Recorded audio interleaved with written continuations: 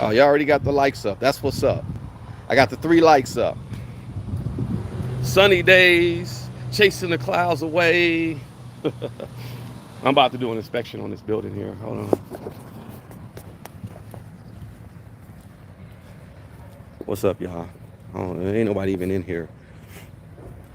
Ain't nobody even in here. Are they gonna let me in this building? Let me see. I got this blocked.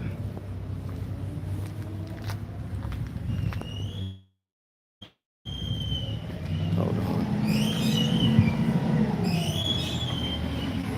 What's going on?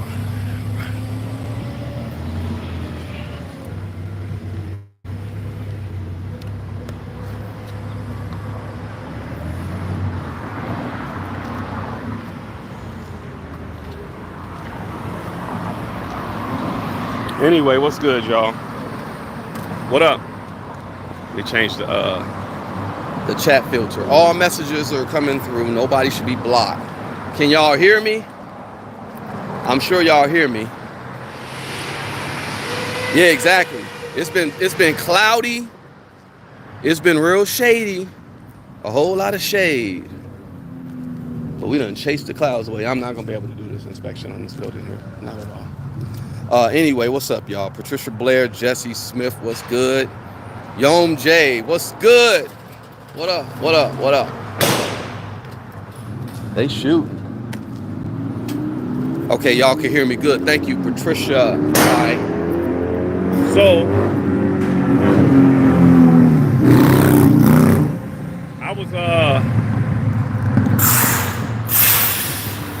I was busy taking care of some business as usual. And let me know if y'all are interested in this topic because it might be a little bit of a bit controversial. I'll say that. Might be a little bit controversial. It's gonna probably rub some people the wrong way. All right. Yeah, we got a sunny day today. Thank God. I'm not mad. Yeah, beautiful day. Now I'm actually visiting some of my people at this school. And I'm also in the midst of taking care of some business. Okay. So what's up? What's up? What's up? I'm just taking a stroll through. I'm over here on Florence and Western. Between Normandy and Western, we call this here a twin. Nigga. All right. Well, y'all know where that's from. I hope y'all know where that's from. Look at these homes, man. We are in South Central LA, and the houses, man. We was gang banging on palm trees. Well, they were gang banging on the palm trees. Yeah, that building behind me, they're finalizing the final construction on that. Actually do something from the top of the roof, but they're working. I'm not going to even disturb them. Yeah, this neighborhood over here was the A-Trays. This was A-Tray neighborhood, and the school that I'm approaching is called Horseman. If you're from LA, you knew this junior high. Like, this junior high was like a war zone. I just got out of there, and it's like a freaking prison. It is no joke. It's depressing. Most of these schools are like look like penitentiary. They look like penitentiaries. I'll just say it like that. Hold on. I'm probably getting wind. I'm gonna have to like post up. Oh yeah, I remember. I knew this girl that stayed over here where her grandma stayed in one of these houses. I used to pick her up. Hold on. See this house right here? It's nice, right? And that house right there. They're like little cute little homes. They're probably worth almost $1 million. Back then they weren't even worth a couple $100,000. And that's what I'm going to speak on. I'm going to speak on. I would say that let's go mid '80s up until like late '90s, where some people will call it the crack epidemic. So during the crack epidemic, and this is one of my OGs, he was telling me, and I was talking to him this morning, and I love talking to the OG, just good game. He was saying, well, this is what he did. Let me preface this and say he started talking about why do we have the certain climate? Why we have the certain climate in the dating world right now? It's because of what happened during the crack epidemic. And I was like, how, Sway? And he basically was saying that, long story short, he basically was saying that these women are spoiled because that's I was saying hi to the police. Yep. He said these women nowadays are spoiled because of what happened during the crack epidemic. What's up, Mutt? What's up, Pretty Nikki, Gemini Queen? Yeah, please double tap the screen. Let's get them likes up, y'all. I'm just gonna give a little insight on stuff that I've been through, and then someone who's like, well, he's actually 10 years older, but I can also talk to someone who's like 20 years older, my senior. What's up, Auntie Leia? They gave me some insight, and I thought about it, and I said, oh man, they not lying. What the hell? Oh, I guess this is the neighborhood. That's RSC stand for Rolling 60 Crip. Yeah, he said these women are spoiled because of what happened during the crack epidemic. And I asked him how. So he basically was saying, look, when he was young, let me post up for a second because I know this wind is probably, y'all can hear the wind, because I can hear it. He said the women, before the crack epidemic, there was a certain standard.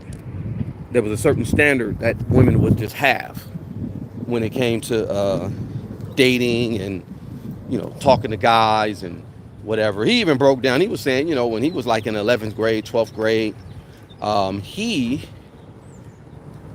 this happened to him where all the fine girls were getting picked up by like dudes who were like 25, 30 years old at his school. And, he was hustling, he was doing what he was doing, nothing illegal, but he couldn't compete with the dope boy who had the IROC Z's and the Suzuki Samurais and the lowriders. If you're from LA, those were classic ass cars that a lot of the D-boys had, right? He said those dudes were coming up to the high school to get the girls. And I kind of remember that too. And I'm late 90s. I graduated, and I do remember that. And most of the fine girls were dealing with dudes that were 25 plus. And they were probably 16, 17. That's no lie. So he said, though, that during the crack epidemic, though, he would hustle. He was doing what he was doing, but he wasn't doing nothing illegal. But these guys that started out selling crack, slanging, they had the advantage. So they would have multiple women. They would just spend money on the little queen or girl, and it's like, the girl didn't have to do anything for the most part. And that changed the dynamic when it came to dating. So what he said was those young women who were the reciprocate, they were the recipients of the dope dealer. They was receiving all the money and all that and all the gifts. Those women had kids, and these kids now they have kids, and they have a certain expectation when it comes to dating. So that's why you got these women online talking about how they're talking. Basically, just like a sense of entitlement when it comes to dating. I guess that's what's going on right now when you talk about dating. Certain women in certain communities, they have a sense of entitlement. You have to buy me this. You have to do this. You got to do that. You know what I'm saying? What's up, Sassy Paws? Love is love. Yep. Yeah, like they have a sense of entitlement. They come with like really nothing to offer, but they're like, well, you got to give me this. So he said that all started with the crack era, from the crack epidemic, from the crack era basically. And I said, let me think about that. So I don't know if y'all agree upon that. Maybe it's bullshit. I don't know. Maybe y'all are, nah, you tripping, like Wolf, you tripping. If there's any truth in that, or if there's any, if I'm capping, if you think I'm it's a stretch, let me know in the comments. 'Cause, this is something that he hit me with, and I never thought about that angle. Like I grew up like in one of the most crack infested neighborhoods in LA. In fact, two of them, you know. There you go, Jesse. Yeah, I'm speaking facts. Okay. So there's a sense of entitlement with certain people in our community that came from that privilege. So I was on the opposite end. My family was adversely affected, negatively affected by the crack epidemic. If you don't know what the crack epidemic is, essentially in the 80s there was a situation with the Sandinistas in Nicaragua. There was a war going on in Nicaragua. Manuel Noriega, if you ever heard that name, Noriega was the president, the leader of this country, and there's a Monroe Doctrine. Let's start with that. Ever since World War II, there's a Monroe Doctrine where Russia, and this really happened during the Cold War with the Cuban Missile Crisis, but Russia has no business on this side of the hemisphere, meaning anything with North America, South America, the islands, none of that. Like Russia ain't got nothing. Russia is nowhere. It's not supposed to be. It's basically hoods. What did Michael Jackson say on that song, Black or White? It's a turf war on a global scale. I'd rather hear both sides of the tale. See, it's not about races, but faces. Like Mike was spitting. Y'all really got to understand. Mike knew what was up. Shout out to Michael Jackson. I heard he's still alive. Anyway, Russia ain't supposed to be doing nothing on this side of the hemisphere. United States ain't supposed to be doing nothing on their side of the hemisphere. You know, meaning like, you know, Asia, Moscow, like Russia and the United States ain't supposed to be doing nothing over there. Meaning like the situation with Ukraine. So Ukraine was part of the USSR back then, and now Ukraine is like, oh, we're our own thing, and essentially Ukraine, the United States wants to back Ukraine and be independent. The same thing that was going on back day with Nicaragua. The Sandinistas were funded by the Russians, and it has something to do with Afghanistan, I believe, as well, because you know, Russia, Afghanistan. But long story short, the Sandinistas needed funding, or they were basically fighting. It was basically supposed to be like a Russian enclave, or a Russian, like almost like how Cuba is basically communist. When the Russians tried to help Fidel Castro, and supposedly they were going to bring some nuclear weapons to the island, and it was so close to the United States, there was almost World War III from that. So that's why there's that Monroe Doctrine. Basically, Russians ain't supposed to be dealing with no governments on this side of the hemisphere, and we ain't supposed to be dealing with them.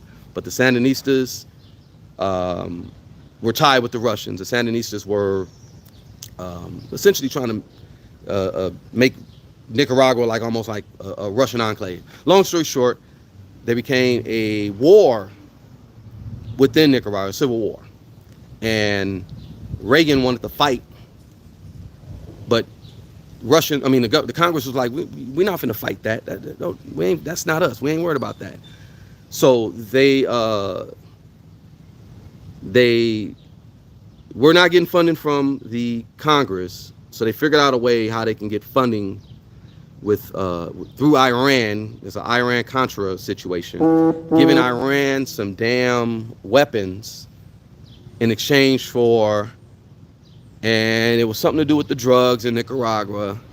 How they get the money? Basically, the drugs from Nicaragua started in South Central LA, and it just spread like crazy. I mean, cocaine was always a drug within Hollywood. Pretty sure you guys heard of a situation where Richard Pryor got burnt freebasing crack or cocaine, essentially. Cocaine is sniffable. I'm not familiar with any of this stuff. I don't do those drugs, right? But cocaine is sniffable, but it's not smokable. But during the 80s, and actually I think there's records showing that they actually came up with the smokable cocaine in UCLA in the late 60s. They came up with the formula to make smokable cocaine, baking soda, blah, blah, blah, whatever. I'm not finna tell y'all how to do it. I don't even know how to do it. But anyway, they've been knowing about this smokable cocaine that people could get high from 10 years prior. Then when there was a flood of cocaine coming from Nicaragua because they needed funding, there was an Iran-Contra situation. Oliver North, Bill Casey from the CIA. Do your research. I'm kind of like killing the story, but I'm trying to give you a little context of what was going on back then, where you had a whole bunch of people who, it was essentially chemical warfare. It was essentially chemical warfare. And the reason why I say it is because cocaine is addictive. Cocaine is like sugar. I think there's like a few molecules away from sugar or whatever. They figured, let's get cocaine to the inner city, and that'll give us money so that we can fight the Sandinistas. And it worked like a charm because there was a guy named Danilio Blandone, and I read this in Rick Ross' book. Go check out Rick Ross, the real Rick Ross. Freeway Rick Ross has a book, and he grew up over here. That's why I'm even talking about this, because he grew up in this area right here. Shout out to Freeway Rick Ross. He talked about what he went through in the 80s and what was going on with him. I mean, in the 70s and 80s or whatever, what was going on with him, how the environment of the LA was, and how there was not a lot of money. It was a lot of destitute. We're just like kind of coming off of the Cold War. So back in the day, there were in Compton, you had Firestone, you had a naval yard, you had a lot of like middle class families making money off of, they had government jobs, they had factory jobs. In the 80s, that was all being dissipated. So the young person in the neighborhood, they really didn't have opportunity like that. And plus, the rise of the gangs, and it's just a perfect environment. I think Rick Ross played tennis, and he had a connection with, did he have a connection with, what's that one popular drug dealer that people know, but he's from actually Colombia. I forget his name, I'm sorry. Anyway, Rick was just in that right circle. He knew people. He was able to get a connect straight from like the source. Nicaraguan was like, Danny Blandone was like, yeah, I'm the man. I can get you whoop, whoop, whoop. Get them all kind of dope. And Rick got the hookup. Rick was the man, and he was hooking all the hoods up with all the dope. And all of a sudden, there was this formula called rock cocaine, Ready Rock. It's funny, me and Jag was talking about that. Hold on, do I see Slum American here? Hey, Slum American, I seen you in some enemy chats, bro, or whoever you are. I'm gonna just put you on timeout. You gotta email me, because I've seen you in some enemy chats talking all kind of madness, bro. So no participation from you. Sorry. Speaking of, there was a situation though where it was like the perfect opportunity. Rick Ross had the connection with all the dope, the gangs, and there was an underground market where money, millions of dollars were being made. And I think Rick was, he said he made so much money in one day. I forget how much he said. I gotta go reach out to Rick, basically. But y'all can check out his book. He got a book called Cracks in the System, and also read a book by John Potash called The FBI War on Tupac Shakur and Other Black Leaders. This is where I get all my game from. I don't just be talking this shit and just it's coming out my ass. I'm a researcher. So I read books, and I'll read one book and I'll read 7 books from that one book to just quantify what it is that I'm talking about, so I can understand, so I can give the game, or at least I understand. But the crack epidemic, it was like the perfect time, perfect place. Reaganomics, Reagan was cutting all kind of, crazy people all on the street, because back in the day, you can call, it was called 5150. You can call them, hey, I got 5150. They'll give you money for saying a person is crazy, and they'll just put them in a mental institution. But that got that got defunded, so Reagan was just letting people out. So, and the karma for him was he ended up getting shot by someone that should have been in a mental institution, but look that up. The same guy, was it Sirhan? Maybe I'm tripping. But somebody did shoot Reagan that should have been locked in a mental institution.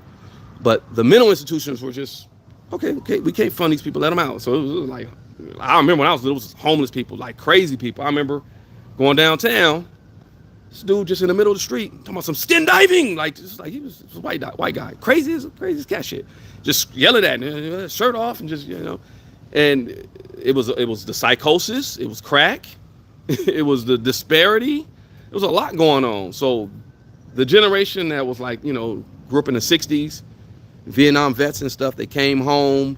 If they didn't get caught on that H, they probably were on that crack, and crack was so readily available. When Rick got that connect with Danny Blandone, and he was able to, get that formula, teach everybody how to make that rock. It's like baking soda, it's this and that. Like I said, I don't know how to make it, but he taught the people how to make the rock. And again, when you're in a situation where you feel like there's no hope, you're probably gonna turn to drugs. So a lot of people in the hood, they once were middle class, and now they become they step down in the economic ladder. Now they're lower middle class or poor, working poor. They probably were, hitting the pipe. I could even remember when I was in Compton, a friend of mine, shout out to my boy Robert, his dad lived next to us, him and his brother, and then they lived next to us, and they had a nice house and stuff. But I think even his dad and his mom was on crack, straight up. And they were living in a nice house and stuff, but I think they low key were like on some they were some dope heads. So it affected a lot of people. Not everybody got hooked, I guess. You could smoke crack and not get hooked. I wasn't finna try it. But a lot of people got hooked. I think it was just a thing where it's kind of like weed right now. Like, I don't smoke weed, but weed right now, everybody, it's just so acceptable. Everybody smoke weed. Well, I don't trust it, because ain't no telling what they spraying. It's if I ain't grow it, I ain't finna smoke it. But weed was, crack was so, I guess, kind of like acceptable. Even Ronald Reagan even had like a commercial, low key. It's like, we're going breaking news. There's this new form of drug out there called crack, smokable cocaine. Now, when I saw it, I was like, not when I was little, I saw the commercial, but it didn't really hit home. But now when I see in hindsight, I'm like, damn, he was advertising. Because he was like, yeah, this is smokable cocaine. He had a vial of crack on national TV showing everybody, this is the new drug, smokable cocaine. That ain't do nothing but promote it. So the crack epidemic spread. It was not just South Central LA. It just became, it was going everywhere. So a lot of these dudes, I know a lot of these gangsters that lived around here. I knew one dude who would go back and forth to Florida. So it just went everywhere. And then you got people that they have family in Texas, they have family in Detroit, but crack went everywhere. Crack affected everyone. And that's why I'm saying it was a chemical warfare, because instead of like spraying DDT or spraying Zyklon B on the people, they hit you with the crack. And crack ain't nothing but, like I said, cocaine and baking soda. It was chemically birthed in UCLA. So what did that do? That chemical altered the whole nation, at least for the most part, the black community. So now you have women. I don't know if y'all seen Boys in the Hood. If you ever saw that beginning, when Trey is older. First, the movie started out when they were little, and then, moving into the second scene, Trey's a little bit older, the main character. He picks a little baby up that was almost about to get hit by a dang on car in South Central, kind of like on the street like this. He picked her up, took her to the mama house, and the mama is looking all cracked out. And she's like, "You got some rock? You got some blow?" Like, they made it a joke, and Don't Be a Menace. They were stupid. But that was real life. Like, you had a lot of women who, like, would just abandon their kids for crack. You had a lot of women, I think, and not to be vulgar like that, prostitution. It probably was like, I don't know, 40, 50 bucks to get a woman, to get some prostitute, whatever. It went down to $5. So just think about that. Overnight, that the price of that just went down $5, because it was like you can get a $5 rock. They would sell rock like $5. It wasn't like you get a $2 rock. It would be $5, $10, $20 double up, $50. You know, like, that's how they did it. That's how they did it. It was like, you know, increments like that.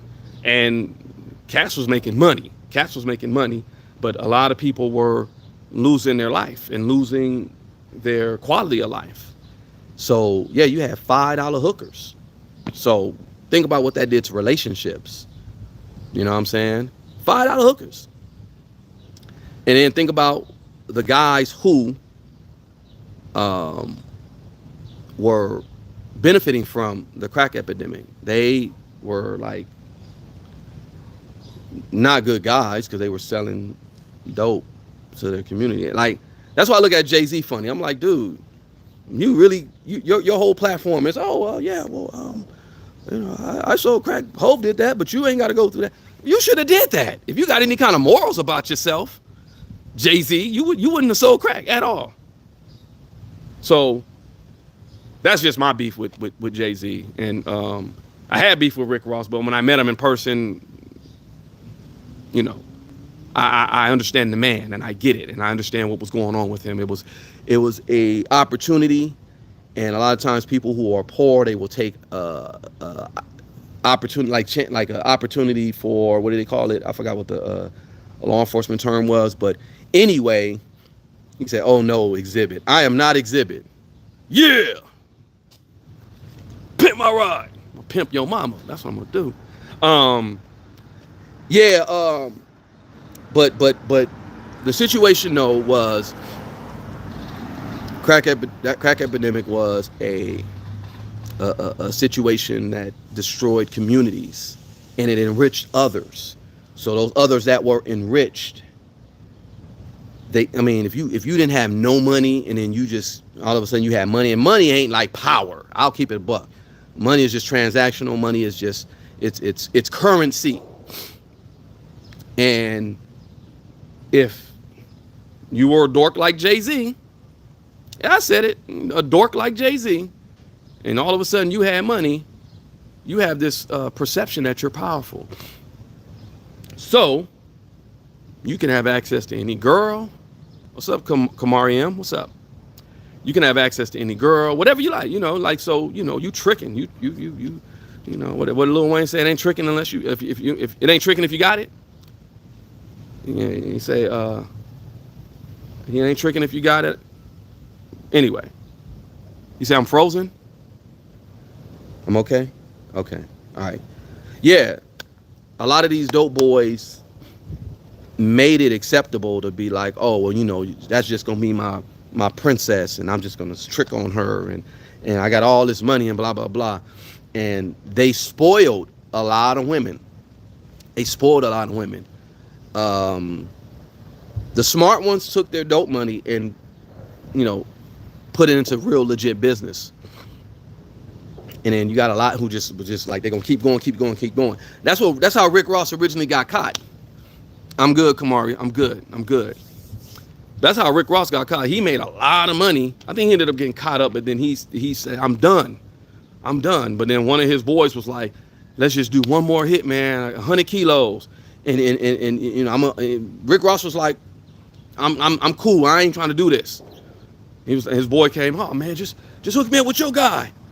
You know, he's all right. He gonna hook him up. He's like, 100 kilos. That's it. It's a movie called 100 Kilos where it's about Rick Ross, and he hooked the dude up with the 100 kilos, and it was a setup. Danny Blandone, he was already a Fed. He was a Fed from the jump. So he got him caught up. I think Danny Blandone is somewhere. Rick was saying he's still somewhere out there in Nicaragua, or maybe he's dead by now. But he didn't face no prosecution or nothing. He did all that dealing, and he's straight. He was straight. So greed, because Rick was like, yeah, I'm out the game, but then he did that one last hit, and then boom, he ended up getting caught up, and then he's supposed to do life. I think I was surprised when he got out, and then when I finally met him and talked to him, very insightful, very very smart brother. He couldn't read, like he said up until his adult life he couldn't read. He didn't start learning how to read till he went to jail. So again, shout out to Freeway Rick. So a person like that can be redeemed. A person like Jay-Z, I don't know, because see, Jay, bro, the actions is karma. Karma don't mean like, what goes around come around, or what you put. It's just life work. So don't get it twisted. Even with this Puffy stuff, life work. Puffy done put out a whole bunch of BS. His life work is coming back. I don't think he's gonna be exonerated or free. He's going down. And Jay-Z's next. I'm hearing rumors that Puffy is snitching on Jay-Z. I heard something about R. Kelly saying something. It's gonna get nasty. But anyway, I'm just on here quick because I just wanted to talk about the effects that the crack epidemic had on our community and how it's affecting us today. It's still affecting us today. So we have a lot of entitled people in our community who think they ain't got to do nothing and they should receive the big bucks, or they should receive a life of luxury because I'm pretty, or I got a BBL. And I could already see somebody clipping that up because they call me BBL Odell. They can kiss my ass. He said almost everyone in my personal perimeter of feds. Thank you, God, for making both my roommates go to rehab. I can finally go to the gym. Josh, you're hilarious. Like I said, bro, you got to camera up one of these days. You are hilarious. What's up, honeybee? Yeah, I say all that to say, like, I've never sold crack. I probably sold weed once, and I regret doing that. But people who've actually like done bad things to people, even like psychological terror, you're gonna get yours. God don't play. And I say it like this. I was just doing some research when God was talking about his people. It's not a race. I think Jag went on her channel the other day and she was kind of like going at the Jews. Oh well. They're the God's chosen, supposedly, because of a religion. I don't believe in that. I think God's chosen. It's your heart. It's your actions. There's a lot of people who try to have toy drives and give stuff to women and do this and that and try to, but they in their heart it's a guilt thing. It's a guilt thing. It's not I'm truly giving it from my heart. Like my boy Black, he's one of those. He says he lusts giving, and I'm the same way. Like if I had $1 million, I'm making sure the babies has got this. I'm finna hook it up, and it's not just out of greed or I feel guilty. It just I would like to see the kids happy. I like to see the old folks happy. If people who need the most help should get the most help. That's kind of where I'm at with it. So God's people, it's not a religion, it's not a race, it's not a gender. It's your heart, straight up. A person like Jay-Z, your heart, you got a dark heart. We know it. I know people that study the occult, and they be like, this just be popping up. And at first I was like, yeah, y'all bullshit. No, this just be popping up. People be on them dark arts, bro. It's almost like a hack, But that's a whole nother conversation. I'm just saying, like, people, you reap what you sow. So the people who sold dope, they're not, trust me, you're not going to have a fulfilled life. Jay-Z is next with this whole thing that's going on with the Diddy stuff, simply because I think that he It's karma. You just reap what you sow. That's kind of where I'm at with it. You reap what you sow. You know what I'm saying? And that's all I really can say. I'm not, like I said, I'm not a Jay-Z hater. I'm just a spectator. Um, but overall, though, yeah, the community was screwed. Took detrimental hits because of the crack epidemic and the crack era. Straight up. You know what I'm saying? That nigga over there, he 4 sandwiches short of a picnic. Not. See, this is why we talked about the 5150 stuff. Dude is just, I don't see no earbuds in his ear. He's laughing. He's just laughing. He's not on the phone or nothing. I don't know.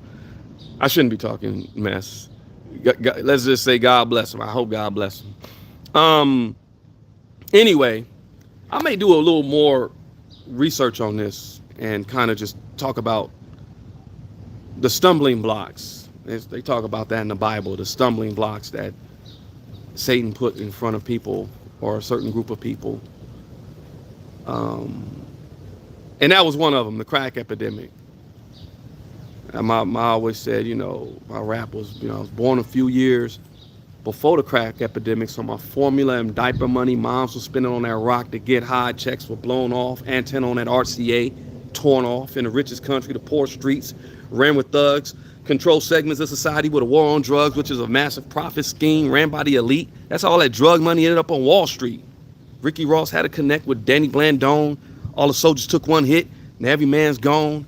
Large-scale corruption, Hoff the sleeping giant. Gary Webb put it in his pages called the Dark Alliance. The DEA, the CIA, Bill Casey helped us push this substance. Now the world is crazy. Real fucking spill. I need to get back. I need to wake my pen up because when I read that book, even before I read that book, that's what it was. And I started reading the book and I was like, I gotta wake my pen up. In fact, I need to go over here to Black. Me and Black be battling. Like if you ever hear a song me and him do, we're low-key battling each other. But, shout out to the master. Black is dope as hell. But, yeah, the damn crack epidemic, man, was a beast, a stumbling block, And I'll come back. Maybe we'll talk about it. But what do y'all think? I think we have a situation where people have expectations for dating when they've been conditioned to have these certain expectations. They've been spoiled. They've been programmed. And it's cool to be an independent woman until it's cool not to be independent. I think I was telling my daughter, my oldest daughter, because she was like so anti-police. I guess her militant, maybe she was the BLM side or whatever. She was on some. I said, all right, look. I'm going to drop you off on this side of Alameda. That's on the other side of Skid Row. I said, I'm going to drop you off right here, and I want you to walk to maybe the jury district. Between the Arts District and the jury district is Skid Row. I'm like, walk that by yourself. Let's see how you survive without having the damn police involved. The environment. Like you got some people, like I said it's cool to be an independent woman until it's not cool to be an independent woman. And I was just letting her know, don't think like that. Like, don't be like so anti-cop. We know there's corrupt police, but we got more that are try to be heroes. And women, you could be independent, you could be by yourself, but you can go further with a upright, righteous man. You know what I'm saying? What's the old African proverb? If you want to go far, go alone. And if you want to go, if you want to go far? No, if you want to go fast, go alone. If you want to go far, go with a group. It's something like that. You know what I'm saying?